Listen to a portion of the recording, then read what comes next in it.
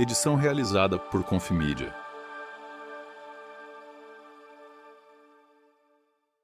Olá, ouvintes. Eu sou o Bergs e está começando mais um Repercussão. Imagine um menino que perdeu a mãe biológica nos primeiros anos de vida, que já não tinha o pai, que nunca o havia assumido, e que então é adotado por um casal incrível e vai com eles para o interior de Minas. Tudo isso nos anos 40, em um Brasil ainda mais racista do que nos dias de hoje. Imagine que o mesmo menino não podia sequer entrar no clube da cidade, devido à cor de sua pele. Ainda na infância, ele descobriu o fascínio pela música. Na adolescência começou a tocar nos bailes da vida, ou num bar, ou em troca de pão. No início da vida adulta se mudou para Belo Horizonte, sem nenhuma perspectiva ou facilidade, apadrinhamento ou família abastada, apenas o seu dom. Trabalhou como datilógrafo e usava a máquina de escrever como instrumento para compor músicas que atravessam décadas e décadas. Imagine que ele veio a criar um estilo musical único, que até hoje inspira e intriga artistas por todo o mundo, e passou a ser reconhecido internacionalmente. Em 1972, juntou alguns bons amigos e fez um dos 10 melhores álbuns do mundo, e o melhor da música brasileira, sem contar os outros mais de 40 álbuns incríveis que ele fez. Rompeu todas as fronteiras possíveis com a sua voz, seu violão e toda a coragem possível atravessando os 4 cantos do mundo. E rompendo até mesmo a barreira linguística, fazendo música que é traduzida em sentimento. Para além disso, foi reconhecido, regravado e aclamado por músicos do calibre de Quincy Jones, Elis Regina, James Taylor, Paul Simon, Cat Stevens, Bjork, Tony Bennett e muitos outros. A lista é grande. Mais do que isso, ele também deu voz e abriu portas para muita gente e por muitas vezes assumiu contratos com gravadoras sem exigir dinheiro para ele mesmo, mas investimento para produzir e dar oportunidade para novos artistas. Não bastasse tudo isso, ele ainda enfrentou bravamente a ditadura militar no Brasil e ainda encarou graves problemas de saúde como uma diabetes severa. Há 10 anos, parou a carreira por conta de depressão, deu a volta por cima, se recuperou, viajou o mundo novamente e encerrou sua linda carreira em um show histórico para mais de 60 mil pessoas.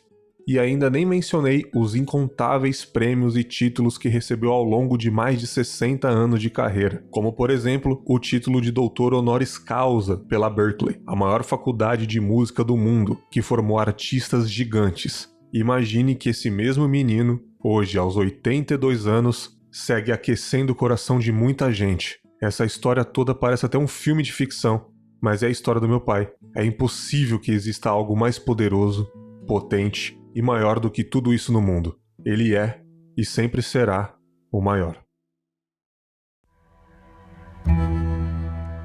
No dia 2 de fevereiro de 2025, um dos maiores nomes da música brasileira, Milton Nascimento, foi alvo de um desrespeito inadmissível na cerimônia do Grammy. Indicado ao prêmio de melhor álbum de jazz vocal pelo disco Milton Mais Esperança, em parceria com a renomada Esperança Spalding, o cantor sequer teve um lugar digno reservado na premiação. A atitude gerou indignação não só entre os fãs, mas também dentro de sua própria família. Em resposta a essa falta de reconhecimento, o filho do Milton, Augusto Nascimento, fez esse desabafo nas redes sociais que eu li para vocês, relembrando a grandiosa trajetória de seu pai. Em seu texto, ele não apenas destacou os desafios enfrentados pelo artista ao longo de mais de 60 anos de carreira, mas também reafirmou a importância de sua obra, que transcende fronteiras e inspira gerações ao redor do mundo. A postagem rapidamente repercutiu, reacendendo debates sobre como o Brasil e o mundo tratam seus grandes ícones culturais. O episódio do Grammy é apenas um reflexo de uma questão maior. Por que a música brasileira, mesmo sendo uma das mais ricas e influentes do planeta, ainda enfrenta falta de reconhecimento em eventos internacionais? E mais do que isso, porque nós mesmos, enquanto país, muitas vezes falhamos em valorizar os nossos próprios artistas. Como aponta Jairo Malta em um texto publicado na Folha de São Paulo, o Grammy tem um histórico de incompreensão com a música brasileira. Milton, uma das maiores lendas da música mundial, recebeu um assento na arquibancada, como se fosse um espectador qualquer. A organização disse que nas mesas ficariam apenas os artistas que eles queriam no vídeo. Isso mesmo. O Grammy selecionou quem ficaria no enquadramento das câmeras, e Milton, a voz que revolucionou o MPB, não estava na lista. Esperança Spalding, que estava em uma das mesas, segurou o tempo todo uma imagem de Milton Nascimento com os dizeres: "This living legend should be seated here." Esta lenda viva deveria estar sentada aqui. O Grammy repetidamente falha em reconhecer a música brasileira, como aconteceu com Tom Jobim, João Gilberto e Milton Nascimento. Esta falta de reconhecimento se estende a outros artistas brasileiros importantes como Cartola, Clementina de Jesus, Luiz Gonzaga, entre outros. A relação do Brasil com o reconhecimento internacional é frustrante. O longa Ainda Estou Aqui, de Walter Salles, fez história no Oscar, ao ser indicado como melhor filme internacional e melhor filme, um feito inédito para o cinema brasileiro, juntamente com Fernanda Torres indicada a melhor atriz. Apesar da conquista, permanece a sensação de que o Brasil é apenas lembrado pela academia e não reconhecido por mérito. A cultura brasileira não é levada a sério, pelo menos é sempre essa a sensação que eles passam para nós. Enquanto isso, álbuns e filmes questionáveis são premiados constantemente.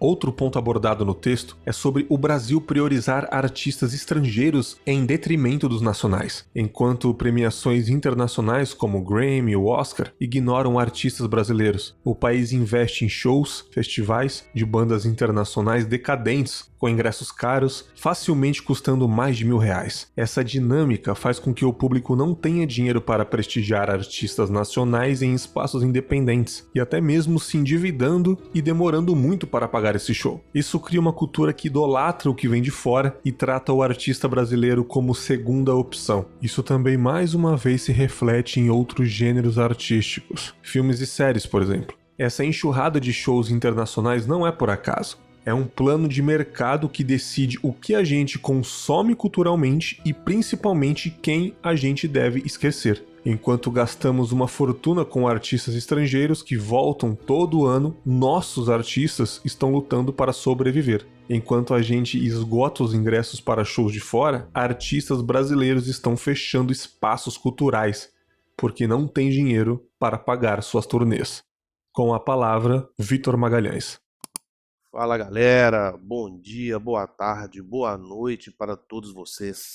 Aqui quem vos fala é o Victor Magalhães, um grande apreciador aí da cultura pop brasileira e nacional e internacional. Tudo bem com vocês, né? Não é de hoje, galera, que nossos representantes da cultura brasileira sofrem vários tipos de menosprezo e depreciação. E isso parte, inclusive, de nós mesmos brasileiros, sabe?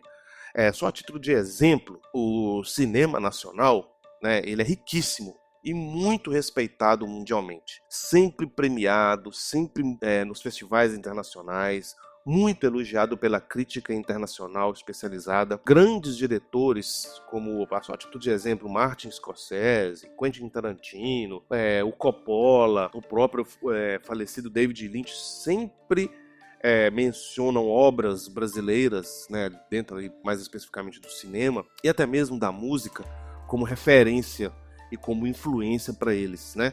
Nós aqui no Brasil temos grandes cineastas com grandes obras, com obras assim muito reconhecidas internacionalmente. Nós podemos citar aí Glauber Rocha, Eduardo Coutinho, Fernando Meirelles, Kleber Mendonça Filho, o próprio Walter Salles, que está muito aí na mídia por conta do seu filme que vai disputar aí, né, grandes premiações internacionais, incluindo aí o Oscar. O problema todo é que, por efeitos de muita pressão da mídia e da indústria cinematográfica internacional, mais especificamente, né, da cultura norte-americana, nós fomos condicionados a consumir e valorizar e ter como referência apenas filmes estrangeiros, filmes gringos, né, uma verdadeira manifestação, como já dizia o saudoso Nelson Rodrigues, né? A famosa síndrome de vira-lata. Então eu entendo que a partir do momento que internamente, né, nós próprios, né, como sociedade brasileira, começarmos a valorizar e reconhecer os nossos ídolos,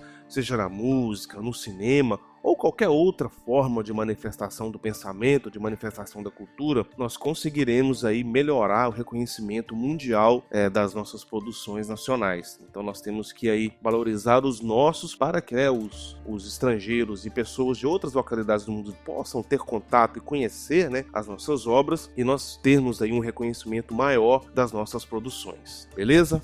É isso, um forte abraço a todos e bons filmes.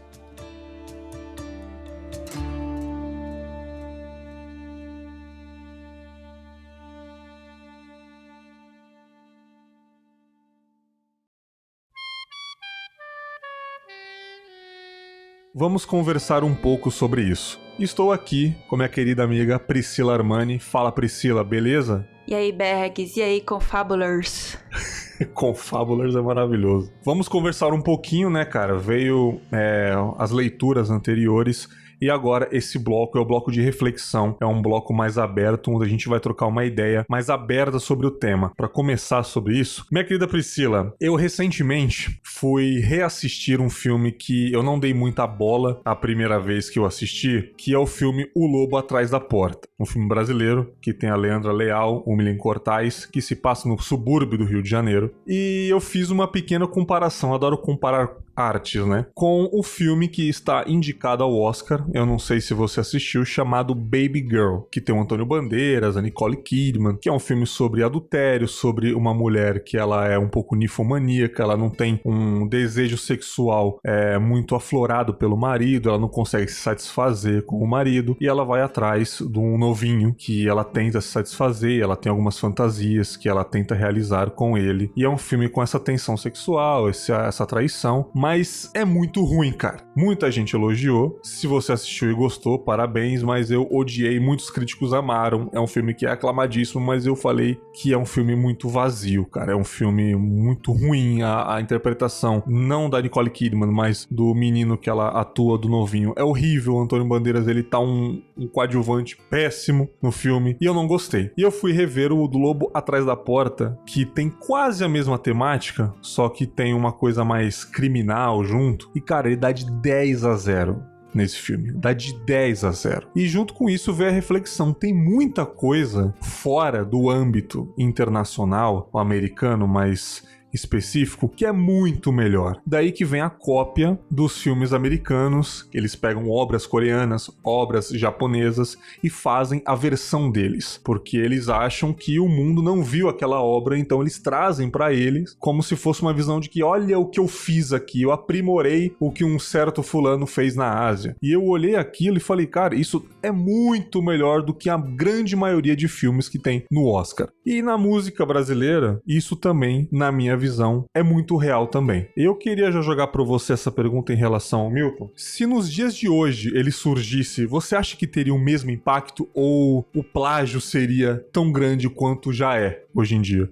Eu acho que se ele surgisse hoje, talvez ele passasse batido. É interessante você ponderar a respeito dessa questão, por quê? Porque eu não tenho muito tempo que eu li a biografia do Milton, né?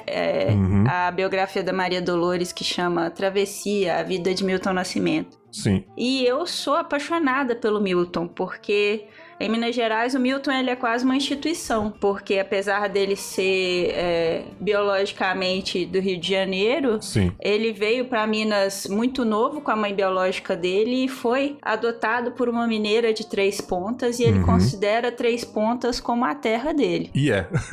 Né? É engraçado porque se você ler a biografia dele, ele, quando ele surgiu, ele já surpreendeu muita gente, e as pessoas até hoje têm uma dificuldade imensa de classificar o Milton. O pessoal nas décadas de 70 e 80 classificava ele como world music. Mas o que é world music, né? Parece uma caixinha que eles colocam tudo que não é enlatado norte-americano. Mas ele também sempre flertou muito com jazz. Ele teve o trabalho dele com os tambores de Minas. O Milton é o Milton, sim, né? Numa época de enlatados norte-americanos que a gente consome, enlatados coreanos, enlatados de vários tipos que são vendidos pra gente de toda forma, talvez ele passasse um pouco batido, talvez hoje ele não tivesse a oportunidade de experimentar como ele teve a oportunidade de experimentar nos anos 60, 70, 80. Um cara muito multicultural, muito antenado sempre em todas as tendências que estavam rolando, e que recentemente fez uma turnê de despedida que foi esplendorosa. O último show dele foi em Belo Horizonte, que eu tive... Você estava, né? Eu tive o privilégio de assistir ele ao vivo, assim, e de também poder levar o meu pai e a minha mãe para assistirem ele ao vivo, né? Que que o meu pai, ele é a pessoa que me apresentou o Milton Nascimento, e eu posso dizer que quando eu era criança, eu tomava todinho e ouvia Milton Nascimento. Essa foi a minha infância, assim, porque meu pai era absolutamente fanático pelo Milton. É triste pensar que o mundo que a gente tem hoje, talvez o Milton passasse batido, mas é aquilo, né? Tem muitas pessoas que preferem o que é de consumo rápido, o que vai ajudar elas na academia, o que vai ajudar elas a lavar a louça, alguma coisa que seja um pouco mais reflexiva, mais profunda. Essa parada de não conseguir classificar uma pessoa, não os americanos, que aí a obrigação deles é saber qual é o estilo da pessoa. Mas no caso dele, do Jorge Ben, por exemplo, do Seu Jorge, pessoas que a gente não consegue classificar exatamente o que ela canta, isso é incrível, isso mostra a capacidade profissional e revolucionária de um artista, né, Priscila? E no caso do Milton, você vê que a própria dificuldade de uma premiação como o Grammy, de lidar com ele, porque isso que ele passou com a Esperança não é a primeira vez. Ele já concorreu a outros Grammys, já teve outras experiências. Essa foi uma experiência particularmente absurda para mim, porque eles não se deram nem o trabalho de inventar uma desculpa. Eles já disseram explicitamente que eles não queriam ele na câmera, né? Você assistiu? Eu não assisti a cerimônia ao vivo, mas eu vi que a Esperança andou no tapete vermelho com ele, né?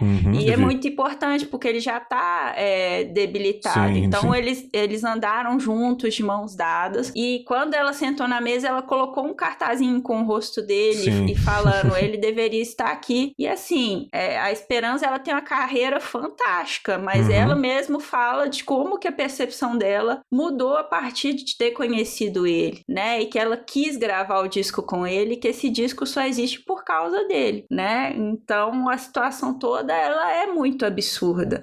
Eu vi ela falando um dia que depois que ela conheceu o Milton, ela falou que ela não sabia nada sobre música, praticamente. Ela tinha muito que aprender, sabe? Isso mostra a humildade de uma pessoa que sabe muito.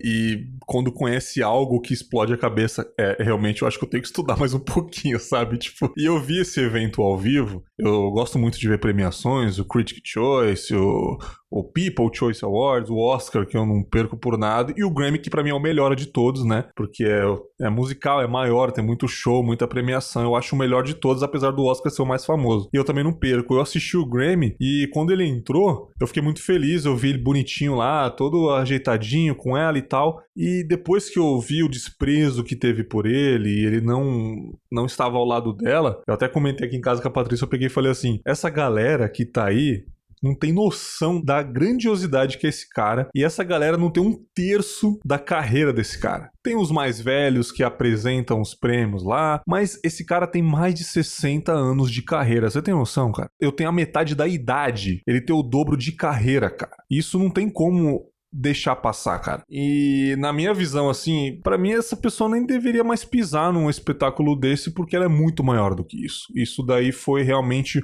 um recado. Essa pessoa não é bem-vinda. E pelo desabafo do filho dele, deu pra ver que não foi só um evento que ele não foi chamado pra sentar ali e passou. Realmente isso afetou muito o filho que acompanha desde sempre, né, Priscila? A questão é que o que a gente precisa pensar, talvez, é na perspectiva... A perspectiva do Augusto, ela é muito importante, né? Mas o Milton, ele é um cara muito... pela biografia dele, a gente percebe que ele é um cara muito na dele, né? Ele tem os amigos dele muito próximos, com as pessoas que ele conhece, ele é muito falante, mas em geral você nunca vai ver ele dando grandes entrevistas ou se manifestando muito, porque ele não gosta muito disso.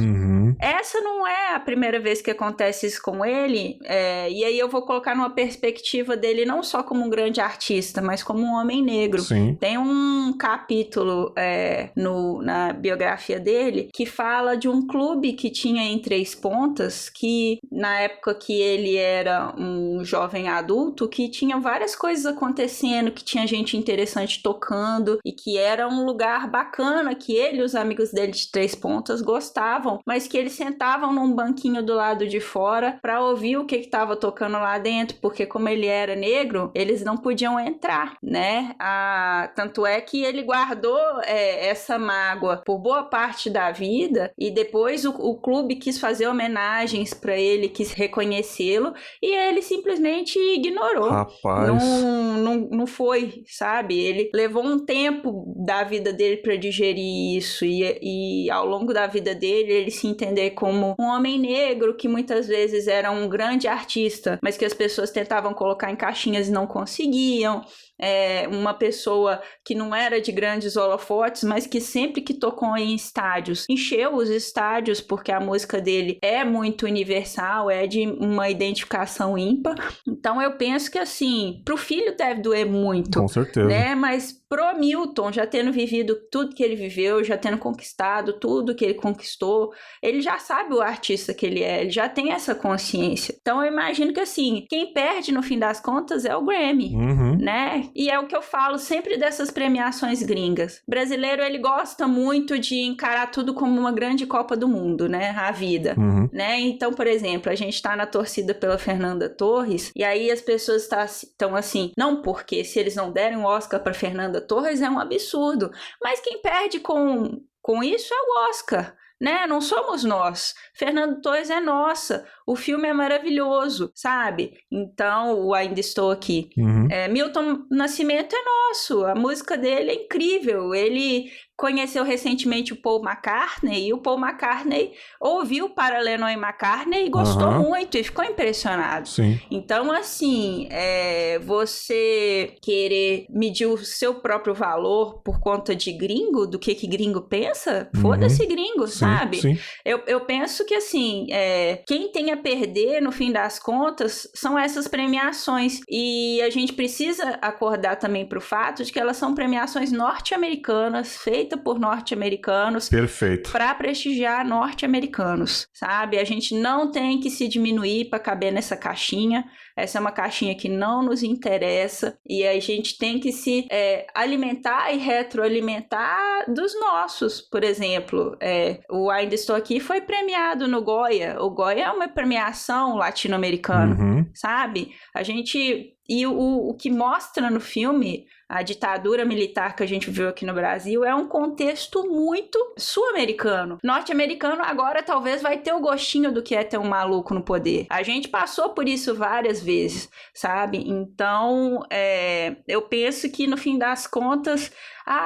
mas não reconheceu. É um absurdo não reconhecer. Mas a gente também tem que entender o porquê, né, desse não reconhecimento muitas vezes acontecer.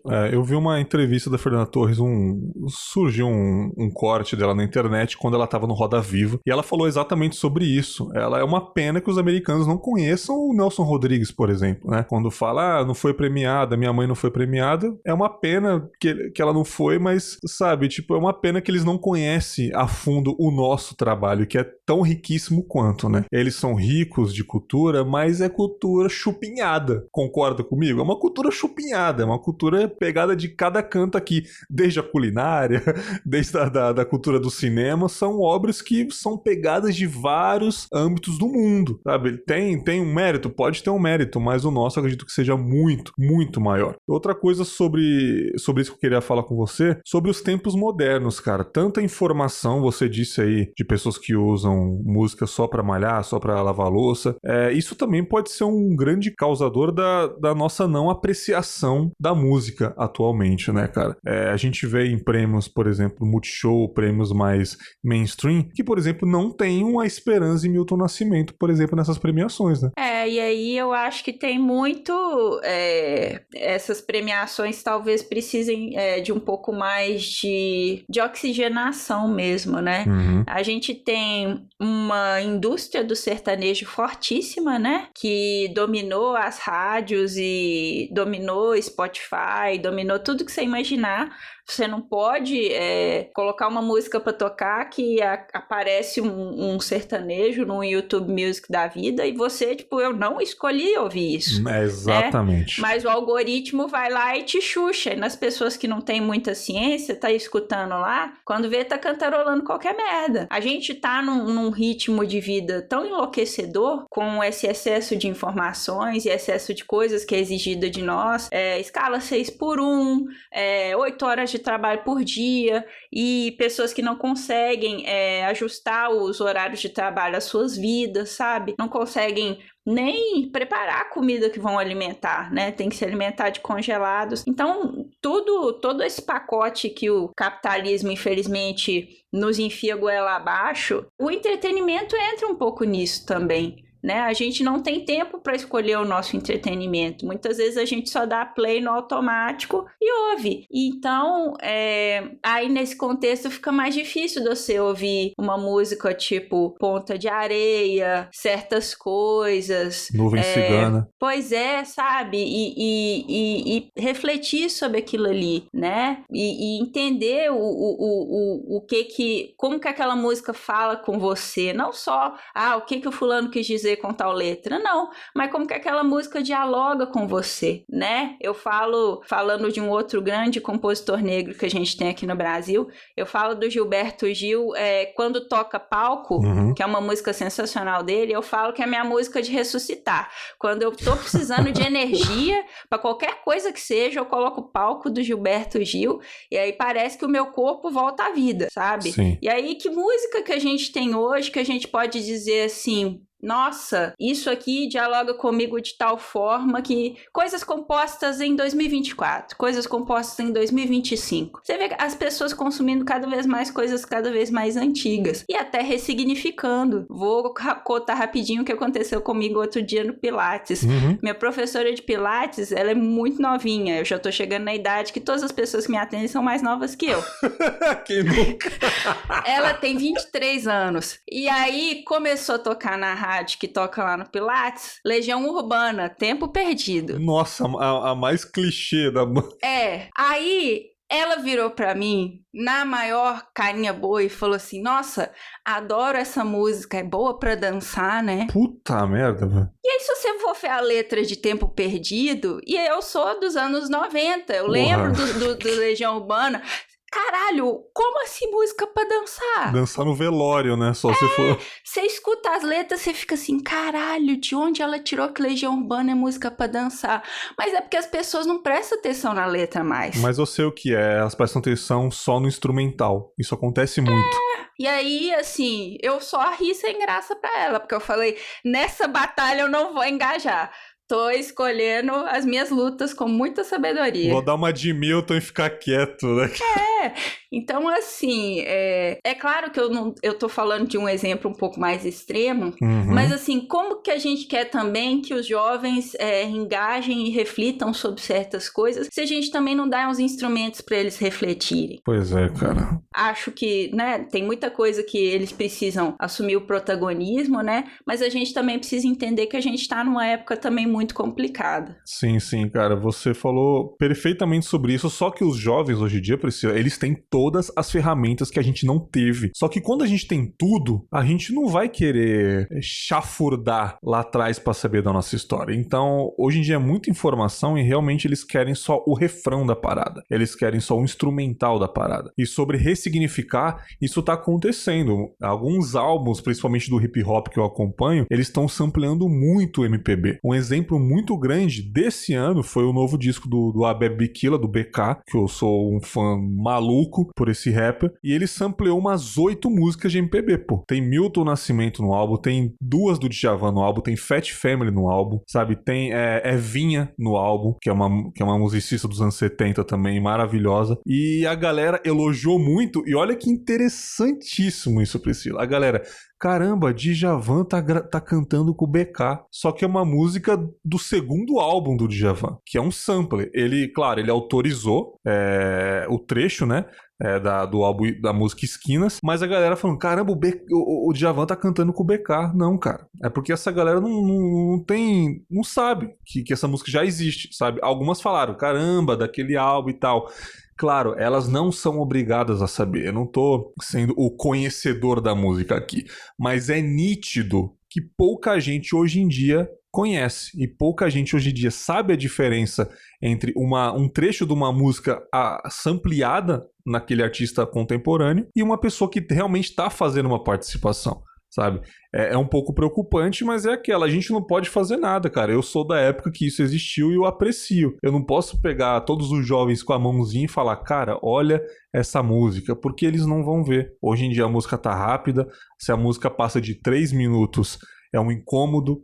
Um outro exemplo, o Cores e Valores do Racionais, que é um álbum contemporâneo. Nossa, amo. São músicas de 2 minutos e pouco, são músicas de 3 minutos e pouco, não um diário de detento de quase 10. Eles falaram, cara, hoje em dia não venderia. E muita gente que era fã da banda criticou esse álbum por ser um álbum curto. Caramba, já acabou? Só que hoje em dia músicas de 10 minutos deles ou de outros rappers também não venderiam. São tempos difíceis, tempos de alto consumo e tempos de menos apreciação, né? E aí a gente tem o fenômeno do TikTok, né, que atinge, acho que a faixa etária do TikTok é de 12 a 25 anos, mais ou menos. E aí as pessoas procuram, esses jovens e adolescentes procuram coisas no TikTok. E você acha tudo no TikTok, né? Exatamente. Você acha até como trocar a resistência do seu chuveiro. E dentro do TikTok tem até umas propostas, talvez um pouco de tentar sair disso, né? Eu lembrei do episódio de quando Dreams do Fleetwood Mac viralizou. Sim. E aí as pessoas falaram, nossa, legal essa música. E foram procurar o Rumors, que é o álbum que tem ela, que é um disco absurdo de maravilhoso. E todo ótimo mundo tá pra assim... dançar, né? Não, e aí um disco absurdo e de treta pura, né? Sim, e aí todo mundo assim, caralho, que banda legal. E aí você fica assim, porra, mas sim, já tem uns 40 anos ou mais, né? Que é uma banda legal. Mas é aquilo. Eu acho que tem que ter uma vontade também, sim, né? De correr atrás. Nem todo mundo consegue, né? Ultrapassar essa barreira dos 3 minutos e se propor a algum negócio um pouco mais profundo, porque também a gente tá numa sociedade que estimula isso, né? Que você consuma e não só consuma e não reflita. Uhum. Mas esses episódios mostram que talvez se houvessem mais oportunidades, né? Das pessoas conhecerem coisas diferentes, que talvez as coisas fossem um pouco diferentes. E aí é por isso que você liga todas as rádios e tá tudo tocando a mesma coisa, porque quem tá, né, no mainstream não quer dar oportunidade para as pessoas de facilmente ter contato com coisas diferentes. Hoje em dia o mercado tá... Falar que o mercado tá comercial é meio redundante, mas as músicas realmente elas só estão comerciais. Músicas são comerciais, mas elas só estão comerciais e nada mais. Exemplo de músicas que aparecem no TikTok, músicas que aparecem em top charts do Spotify, são realmente músicas só para você colocar na sua caixinha de som, acender a sua churrasqueira e é daquele momento. Você vai ouvir ela, olha que interessante, você vai ouvir essa música que tá no topo das paradas, ou sertanejo, ou um popzinho brasileiro, você vai ouvir ela 100 vezes em um mês. Você vai ver o refrão e tal, mas se pedir para você cantar ela, você não vai lembrar. Essa aqui, que é a parada hoje em dia. Diferente de uma música mais antiga, não precisa ser de 50 anos atrás, mas uma música dos anos 90, que você era criança, você era adolescente, que até hoje você sabe cantar. Um rap de 9 minutos você sabe cantar. Eu sei cantar. Uma música de hoje em dia de 2 minutos que viraliza, eu não sei cantar. Só o refrão e eu erro ainda. Pra você ver como que é os dias de hoje, né, cara? Mas, como você disse, são mudanças e eu quero ver pra onde vai essa mudança, né? Mas, em compensação, uma notícia boa que pessoas boas como Milton Nascimento, como o Djavan, que é um cara, na minha visão, também magnífico e que inventou o Amor 2, na minha opinião, né, cara? Seria muito interessante falar sobre ele também quando repercutir alguma coisa. Mas sobre o Milton, uma boa notícia que vai sair um filme sobre ele, né? Em março, e tá em produção há muitos anos. É um documentário, na verdade, que vai estrear pela previsão no dia 20 de março nos cinemas. E há muito tempo ele estava sendo produzido. E vai ter roteiro, participação do Caetano Veloso, Chico Buarque, Criolo, Djonga, Esperança, obviamente ela vai estar, Gilberto, João Bosco, o Brau também vai estar no documentário, Quincy Jones também vai ter uma alusão a ele no documentário. Enfim, muitas pessoas e é isso que a gente quer ver, né, cara? E não tem como a gente pegar todo mundo para desfrutar a arte com a gente, mas já que a gente conhece, já que a gente sabe sobre essa arte, cabe a nós continuar desfrutando enquanto essa pessoa está em vida e homenageá-la o melhor possível, né, Priscila? Sim, e inclusive o que eu tô tentando fazer na medida do possível, aqui em BH a gente agora tá sendo agraciado com mais oportunidades de ver os artistas, né? Os artistas estão vindo mais pra cá. E aí eu fui nesse show do Milton, Caetano e Bethânia tiveram aqui, eu também tive o privilégio de ir. Eu fui também recente. E aí eu já comprei um ingresso pra essa turnê do Gilberto Gil, e vou levar meu pai também, assim. E a última também, né? Pois é. E assim, eu acho que a gente tem que tentar prestigiar mesmo, assim.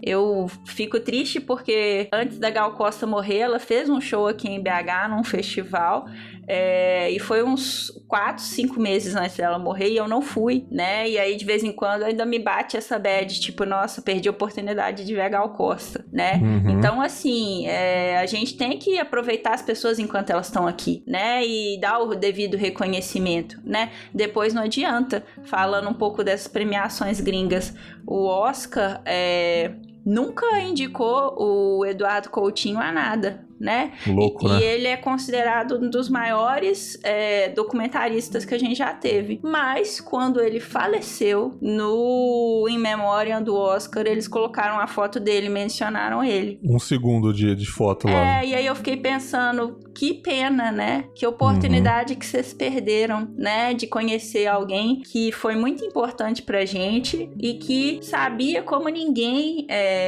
a arte de ouvir as pessoas e valorizar as histórias que elas tinham a dizer, né? Então, assim, pra mim o cinema é uma construção de histórias, a música tem um pouco disso também, né? Então eu acho que a gente precisa valorizar a nossa história, valorizar as nossas histórias, não deixar jamais cair no esquecimento, contar para os mais novos as nossas histórias, né? Para evitar que no futuro a gente tenha que lidar com tudo que a gente está lidando hoje, porque uma coisa que me pega muito é que se qualquer lugar que você for que foi mais impactado pelo nazismo e pela Segunda Guerra, tem museu, tem história disponível gratuitamente para quem quiser ver o que Hitler fez. E mesmo assim, isso não impediu, né, de a gente estar vendo a seção da extrema-direita em todos os lugares possíveis. Exatamente. Então, assim, valorizar a nossa história, seja por música, seja por filme, é fundamental para evitar ou para tentar evitar, né, que erros do passado se repitam, ou caso eles se repitam, para preparar a nossa juventude para encarar, né?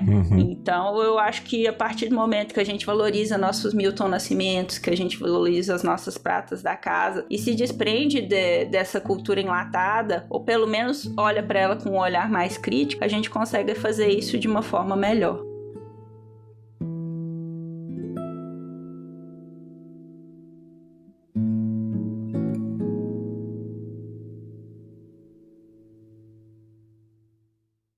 E pra gente chegar no finalzinho, fala uma música que você gosta muito do Milton aí, Priscila. Porra, que pergunta difícil do caralho, você tá louco? Caraca. Não é a favorita, eu nem vou falar isso. Uma que você gosta muito, independente, não precisa ser favorita, não. Eu vou falar, nossa, muito difícil.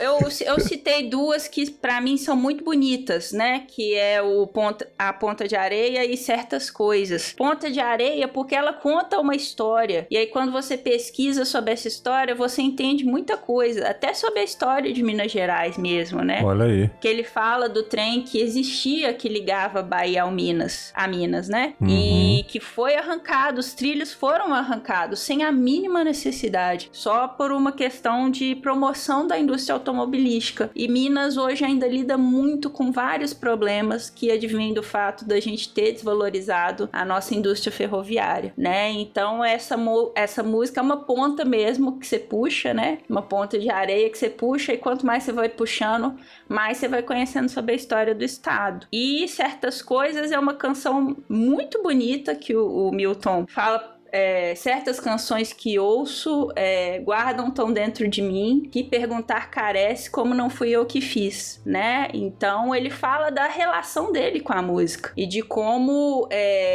e o mais engraçado é que, se eu bem me recordo da biografia dele, ele compôs essa música depois de ouvir uma música muito bonita dos Beatles, né? Então a relação dele com a música também, com a arte também. Essa também é uma música que eu ouço e eu fico assim um tempão refletindo, porque ela tem um arranjo lindíssimo, sabe? Então, maravilhoso, cara. Pô, mas que pergunta difícil, eu tava despreparada, porque... É nóis.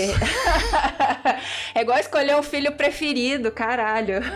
Por isso que eu não falei preferido. Eu gosto muito de Maria Maria. Maravilhosa. E gosto muito de Caçador de Mim, cara. Eu acho bem reflexiva. E é muito louco falar de música e arrepiar os braços, né? Eu nem tenho pelo direito no braço, tô arrepiado aqui, cara. Mas é o que você falou, cara. Ao invés de ficarmos tristes por muito tempo, claro, na hora a gente fica jururu das ideias, né, quando acontece algo com nós brasileiros, a gente pode criticar o brasileiro de alguma forma, algum artista, mas quando algum gringo vem e quer tirar com a nossa cara, não, deixa que a gente critica aqui. Mas o Miltinho não tem crítica nenhuma, o cara é monstruoso, então ao invés de ficarmos tristes por muito tempo sobre o que aconteceu com ele, sobre outras obras não serem tão aplaudidas lá fora, a gente pode apenas sentir pena.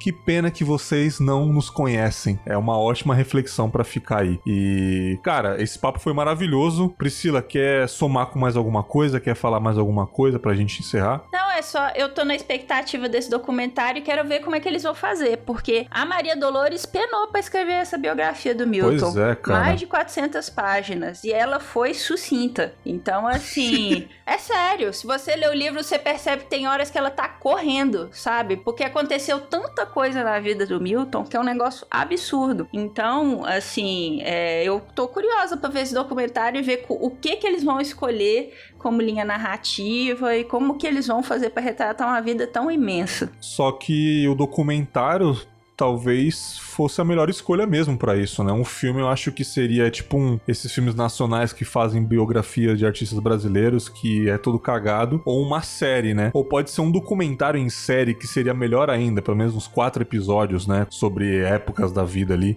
Mas o documentário é uma ótima escolha. Cara, vai ter o Spike Lee no documentário. Pelo amor de Deus, cara, eu quero muito ver isso daí. Então a gente fica aqui na expectativa. Olha, muito louco, só pra finalizar, Priscila é da capital, então ela conhece muito a cultura do Milton. E o interior, que eu moro no interior de Minas, a 1 hora de distância apenas da casa da Priscila, 1h20 no máximo, aqui só toca sertanejo. Parece um outro mundo. Atravessou um pedágio, a cultura é muito diferente, sabe? Então a gente vai reparando, eu como uma pessoa que morei em vários lugares, eu vou reparando as diferenças culturais, né, cara? Mas é isso, espero que vocês tenham gostado desse papo sobre o Milton, sobre cultura brasileira, tudo que englobou em volta disso, sobre raça, sobre a nossa cultura em geral, cinema, música, e espero que vocês comentem lá, como vocês sempre estão comentando lá no Spotify, por e-mail, eu sempre tô lendo.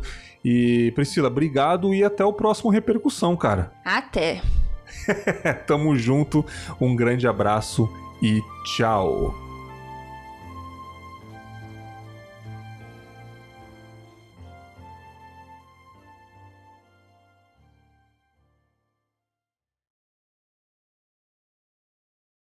Um pequeno comentário de Pedro Espanha, fã de Milton Nascimento na música Ponta de Areia no YouTube.